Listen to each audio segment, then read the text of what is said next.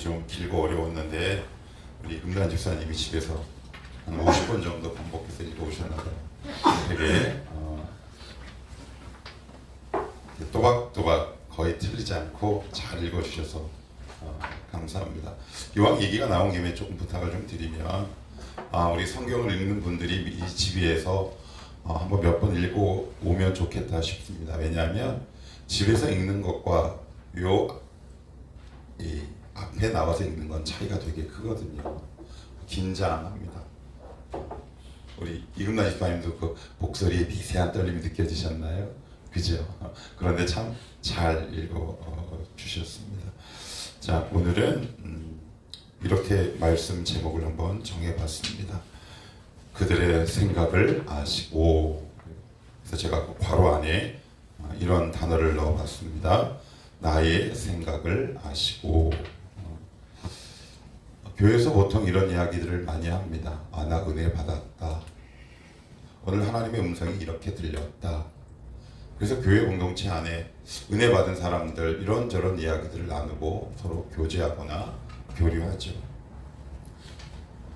좀 더 근본적인 질문을 여러분들에게 던지고 싶습니다.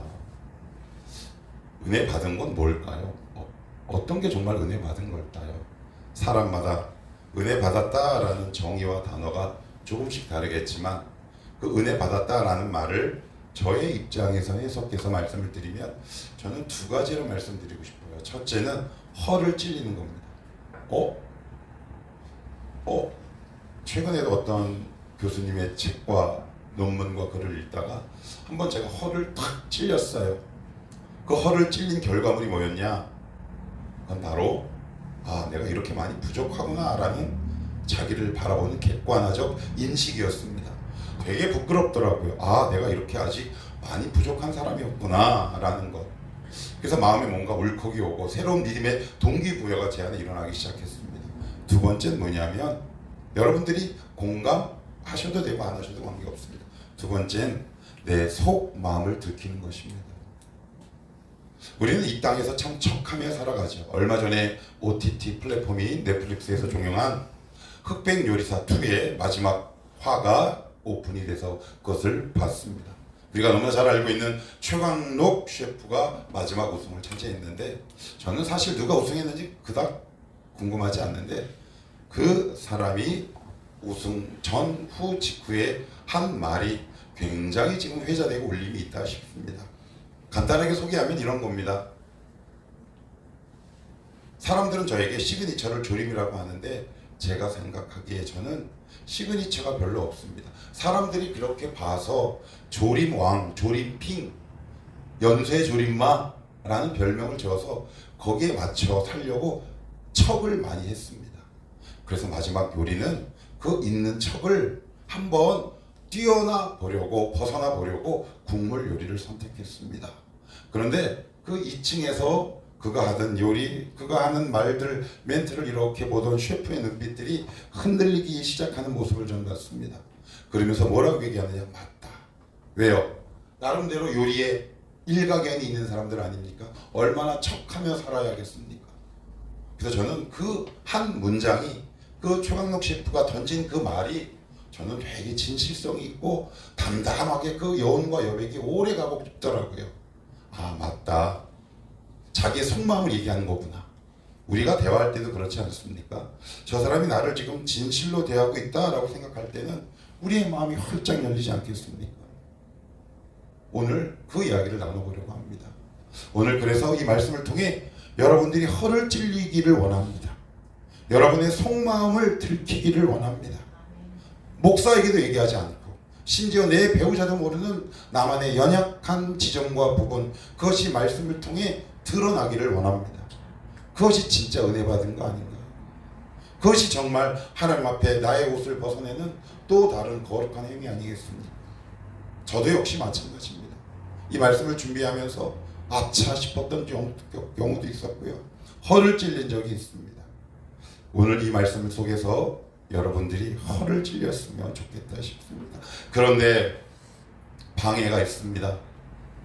아담과 하와가 죄를 짓고 나서 그들은 무화과 나무 잎을 엮고 자신들의 은밀한 부위를 가리죠. 그랬더니 주님이 이렇게 행동하십니다. 그 나뭇잎을 벗기고 가죽옷을 지어 입히셨더라.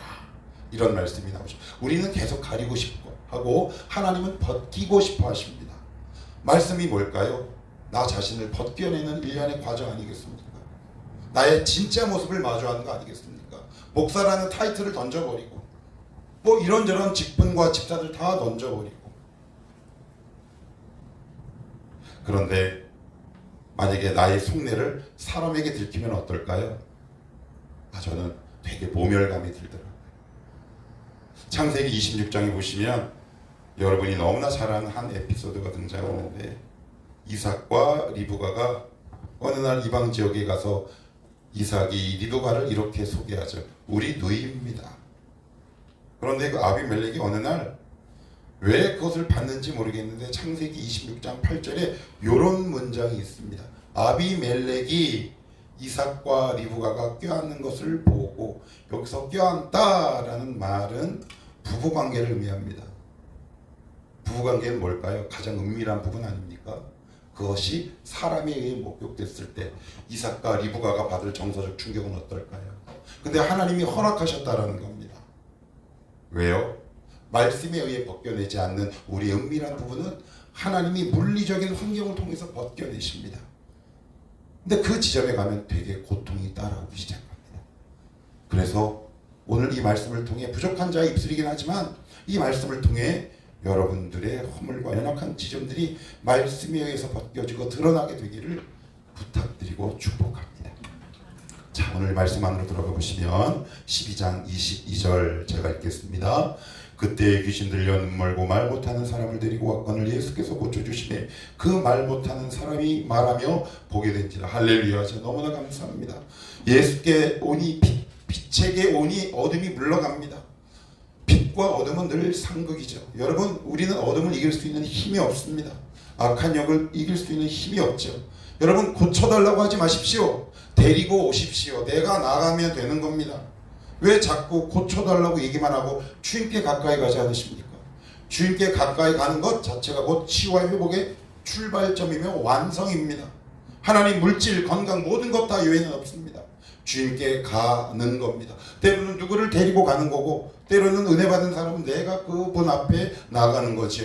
그랬더니 그 모습을 본 바리새인들이 뭐라고 주님을 모함하냐면 바알세불, 아침 기도회 때 이렇게 말씀드렸습니다. 이 바알세불의 원래 용어는 집주인, 원래 거룩한 왕궁에 살고 있는 화려한 집주인을 상징하는 것으로 고대 근동에는 이 단어가 발생했지만 후대의 히브리인들은 이 단어를 이렇게 희화화했습니다. 똥파리 혹은 파리의 왕. 파리는 어디에 꼬여요? 똥에, 변에. 그래서 주님이 한 행동을 어떻게 평가했냐면 에이 파리 같은, 이렇게 평가한 겁니다. 그런데 본격적인 문제는 그 다음부터 성경이 진술을 이어갑니다. 자, 24절 여러분들이 한번 읽어보시겠어요? 시작. 바리새인들은 듣고 이르되 네가 귀신의 왕 바알세불을 힘입지 않고는 귀신을 쫓아내지 못하느니라 하거늘 계속요. 예수께서 그들의 생각을 하시고 이르시되 스스로 분쟁하는 나라마다 황폐하여 질 것이요 스스로 분쟁하는 동네나 집마다 서지 못하리라. 아멘. 25절 예수께서 그들의 생각을 어떻게 해요? 아시고. 그러니까 아셨다, 생각을 하셨다라는 얘기는 그 24절의 내용이 그들이 속마음으로 생각했다라는 것을 유추해 볼 수 있겠죠. 그러나 주님은 어느 정도 물리적 거리가 있었는지 모르겠지만 그들의 생각과 눈과 마음을 관통하시죠. 여기서 말한 알다라는 말은 에이도스라는 말인데 신적 통찰력을 이야기할 때 사용한 단어입니다. 무슨 얘기냐? 완벽하게 아는 겁니다. 네가 왜 이런 행동을 하며 살아왔는지, 너는 왜 결정적일 때 도벽이 도지는지, 너는 결정적일 때 왜 음란한지, 너는 결정적일 때 왜 물질에 넘어지는지, 너는 결정적일 때 인간관계 왜 무너지는지, 우리가 살아온 모든 삶의 행적과 동기를 완벽하게 안다는 그 뜻입니다. 그냥 영어의 노우가 아닙니다. 우리를 처음부터 끝까지 엑스레이와 MRI를 통해서 머리끝부터 발끝까지 관통하는 겁니다. 조금 더, 그래서 어떤 주석학자는 이 단어를 이런 그림에 비유합니다. 꼬치구이 아십니까? 꼬치를 어떻게 굽습니까? 여기에 꼬치를 딱, 그리고 저 밑에 항문 부위까지 일직선으로 뚫어버리죠. 그리고 불 위에 올립니다. 이렇게 해석하고 설교하는 주석학자도 제가 책을 통해 본 적이 있습니다. 그러니까 말씀 위에 선다는 것은 하나님의 말씀의 꽃이 위에 불 위에 딱 올라서는 행위입니다. 그래서 내가 어떻게 할 힘이 없지요. 그래서 말씀 앞에 드러나야 합니다. 자, 그러면 이들은 이렇게 드러났다면 그러면 우리는 어떻게 해야 되겠습니까? 실제적인 예를 창세기 17장을 통해서 같이 풀어봅시다. 창세기 17장입니다. 창세기 17장 18, 19, 20절입니다.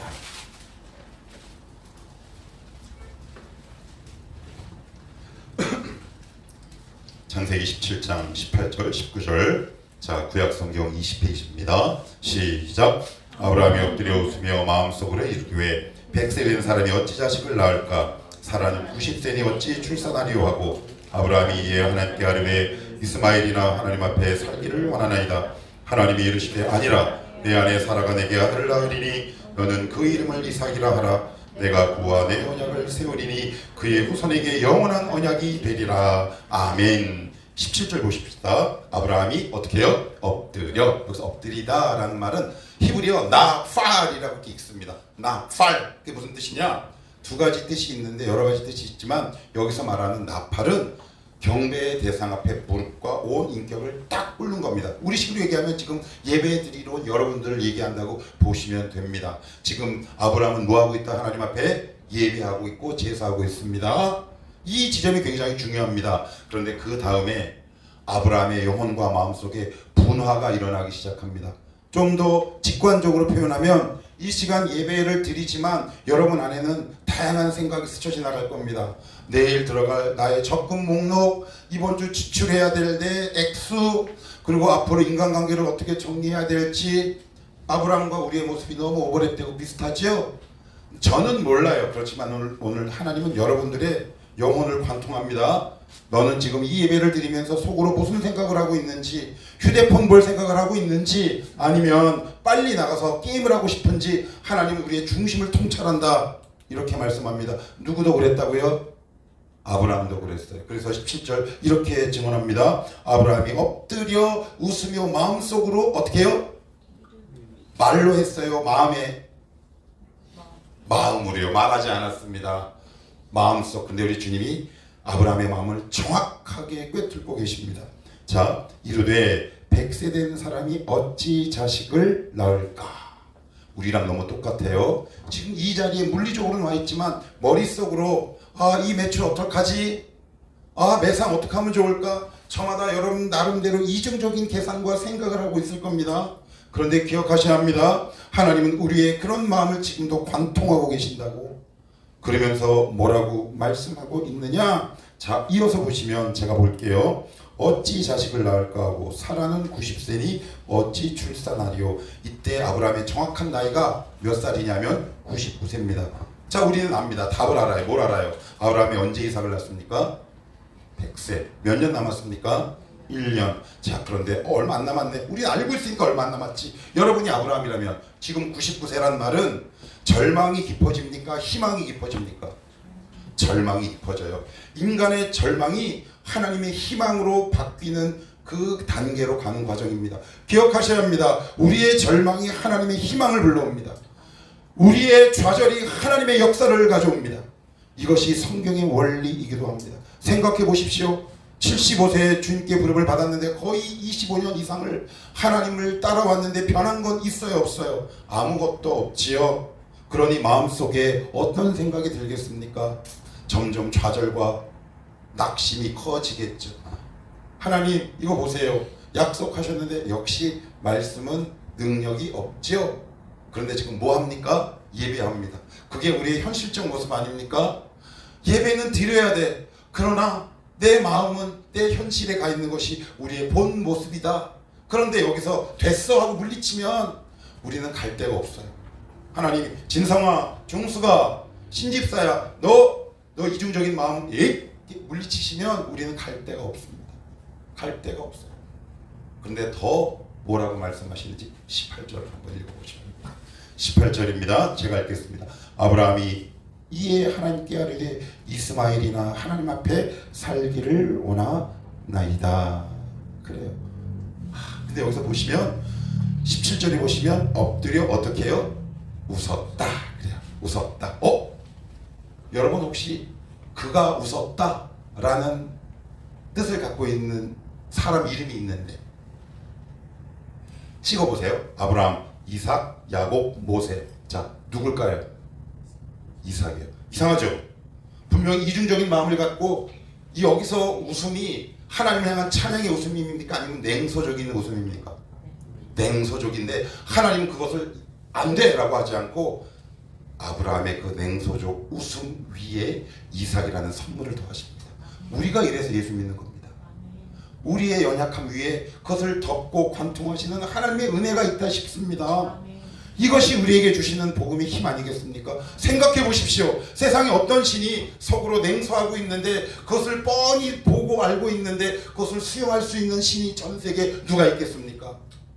우리 주님밖에 더 있겠습니까? 그래서 우리가 오늘도 이 자리에 예배하러 나와 있는 것 아니겠습니까? 저 같으면 이렇게 못해요. 왜? 제가 무슨 생각을 하고 있는지 뻔히 보여요. 우리 아이들 보이잖아요. 자녀들 보인다는 말이에요.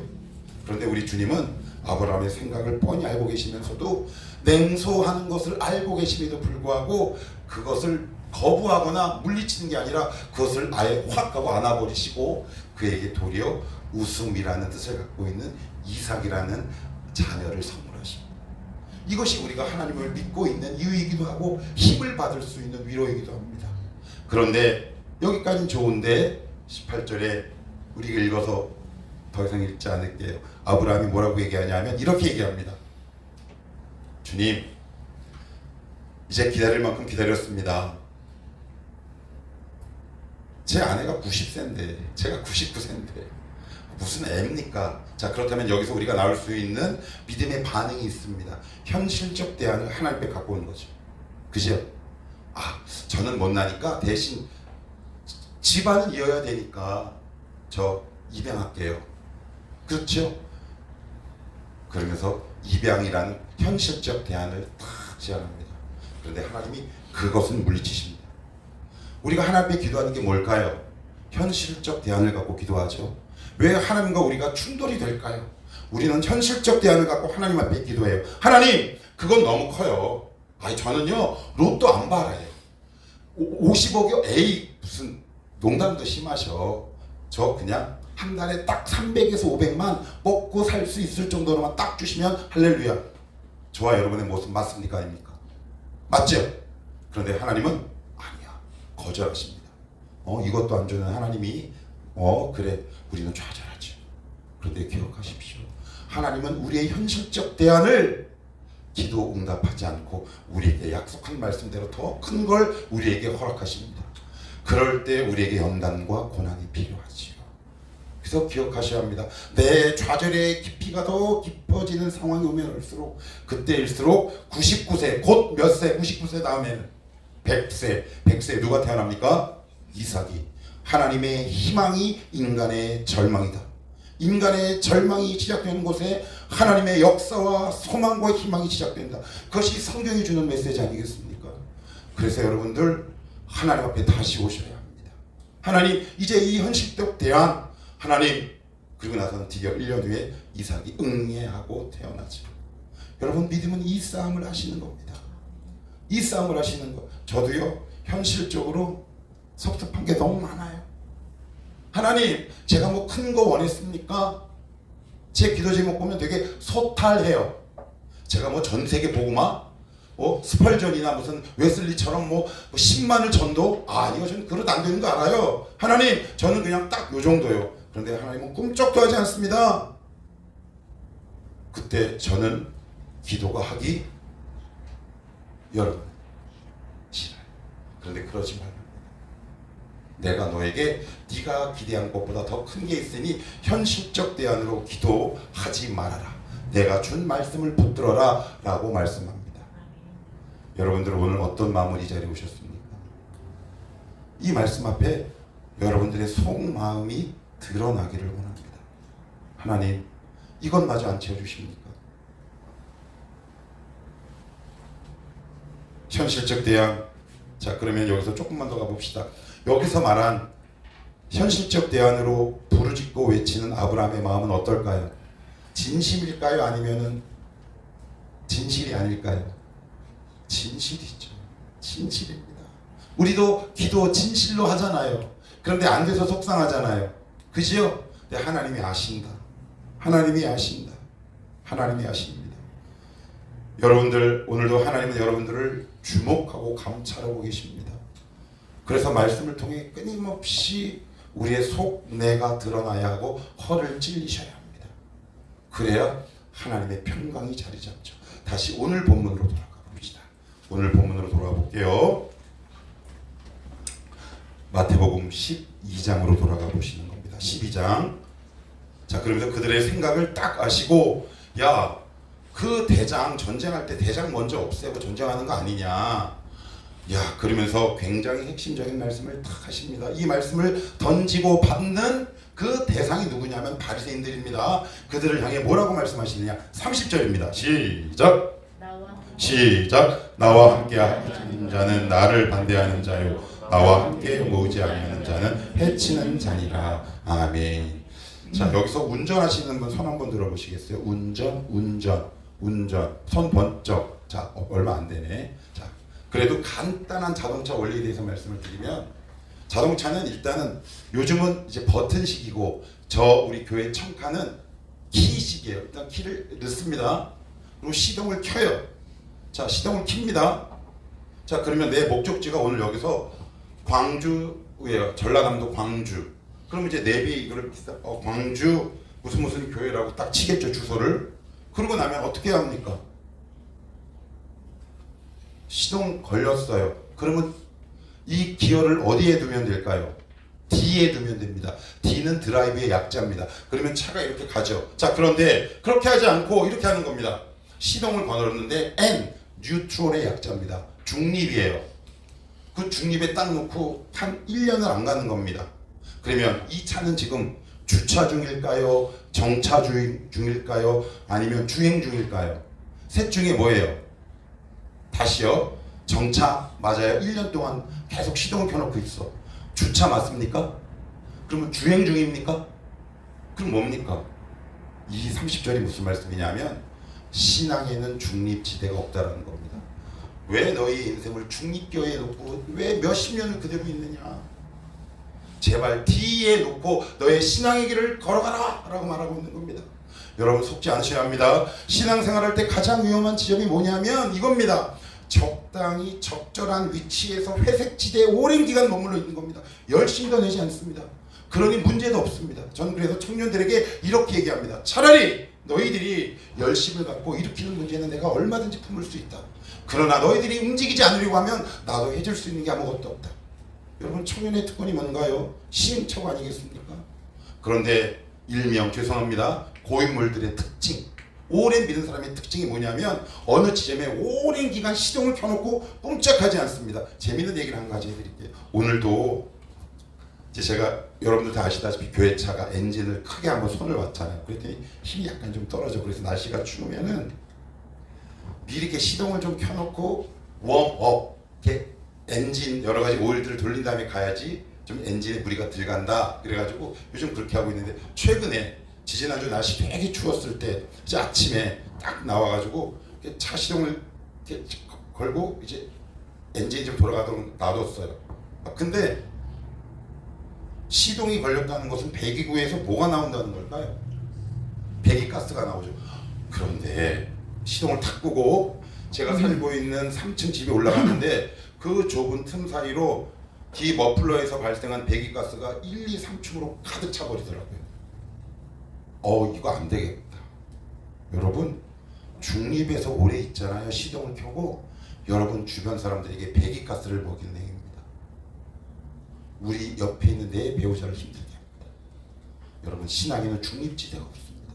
오늘 주님이 이렇게 말씀하는 거예요. 나를 위해서, 조금만 더 이 말씀을 볼까요? 나와 함께 아니하는 자는 나를 뭐라고요? 반대하는 자요. 나와 함께 모으지 않은 자는, 여기 뒤에 해치다라는 건 뭐냐면 영어로 스캐터라는 거예요. 무슨 얘기야? 성도들을 이렇게 흩어버린다는 뜻이죠. 지금 혹시 여러분들이 시동 거셨어요? 시동 거셨습니까? 신앙에 시동이 거셨어요? 그런데 오랫동안 그 자리에 있습니까?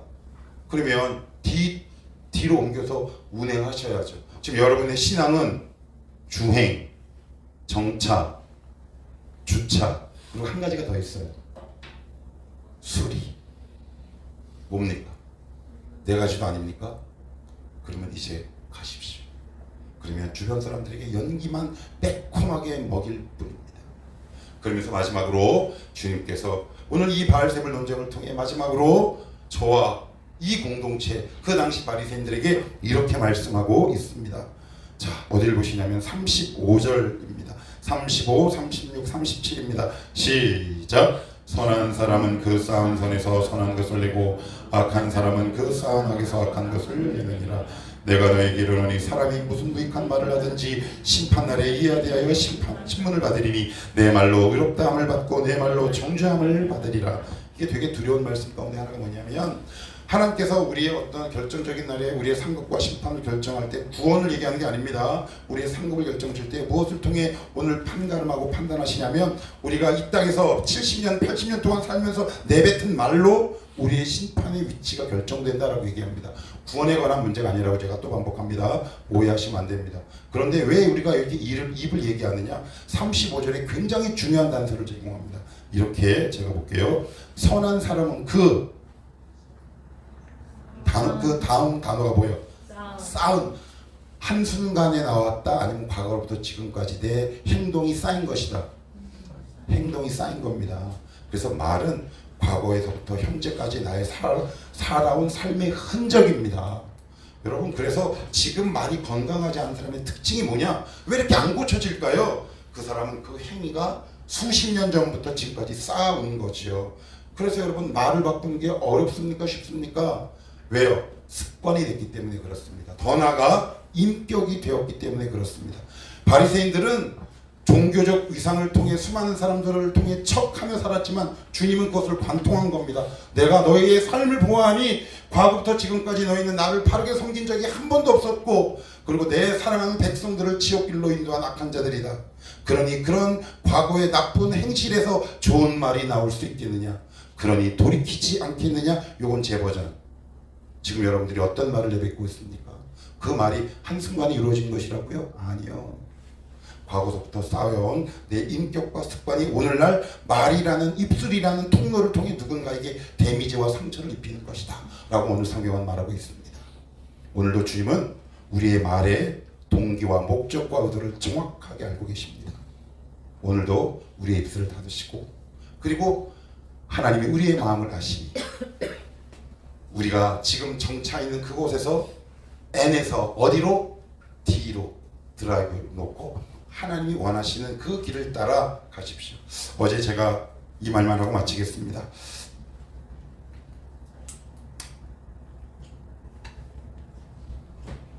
남자들은 안 그런데 여자분들은 남편과 싸우면 저도 좀 부끄러운 이야기는 하지만 저랑 이렇게 다투고 났는데 제 아내가 아주 한참 전이에요. 되게 오래됐던 것 같아요. 우리 첫째 녀석 아주 어렸을 때인데 저한테 우리 의민이를 버려두고 집을 나갔다는 거 아닙니까? 그래가지고 제가 얼마나 걱정이. 지금 뭐 인터넷이 뭐 활발하게 돼 있는 것도 아니고 뭐 걱정이 돼요. 그래가지고 저 녀석 둥기둥기면서 뭐 분유 먹자. 뭐 쟤는 뭐 그냥 잘 먹죠. 그냥 쫙쫙 그냥 안 오는 거야. 너무 걱정이 돼요. 그런데 들어와서 하는 얘기가 그럽니다. 당신 어디 갔다 왔어? 그랬더니 시장 갔다 왔어. 그 다음 말이 참 마음 아프게 했어요. 갈 데가 없다. 여러분, 신앙의 목적을 상실한 사람은 어떻게 삶을 살아야 하는지 방향성을 놓칩니다. 이 직업이 나에게 맞는가? 이 일이 내가 정말 살아내야 될 내 삶의 힘인가? 그럴 때는 말씀이라는 내비게이션을 켜시고 주님 앞에 물어보십시오. 그럴 때 우리의 인생이 빛날 것입니다. 하나님 오늘도 우리의 속마음을 관통하십니다. 그분 앞에 숨기지 마시고 여러분의 있는 모습 그대로 드러내셔서 하나님 제 믿음의 위치와 신분과 실력이 여기입니다. 하나님 앞에 솔직히 인정하시고 다시 한번 삶의 목적을 재조정해 봅시다. 말씀의 내비게이션을 켜시고 목적지를 알려달라고 주님께 물어봅시다. 그럴 때 우리의 신앙이 힘차고 생동감이 넘치지 않겠습니까? 우리 청월함 교회가 이런 생동감이 넘치는 교회가 되기를 주님의 이름으로 축복합니다. 같이 한번 기도하기를 원합니다.